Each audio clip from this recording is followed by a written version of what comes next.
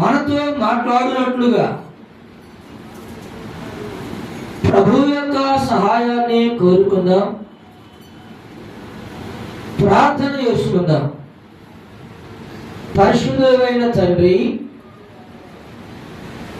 వాక్యమైనటువంటి దేవా, తమ పాదములకు వందనములు స్తోత్రములు చెల్లిస్తున్నాము నాయన.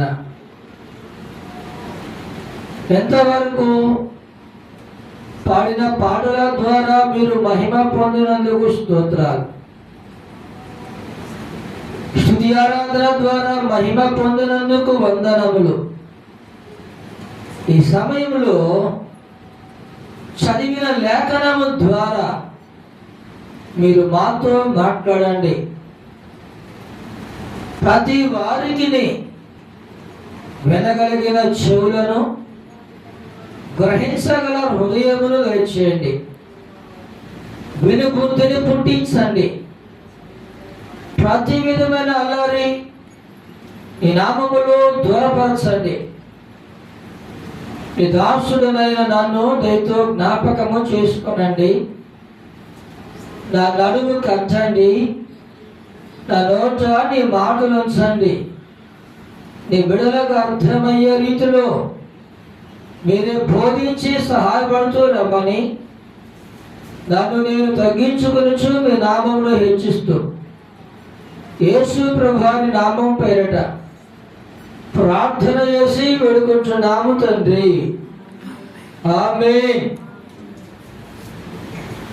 మన ప్రభువును రక్షకుడైన యేసుక్రీస్తు ప్రభువారి అత్యున్నతమైన ఘనమైన నామం పేరిట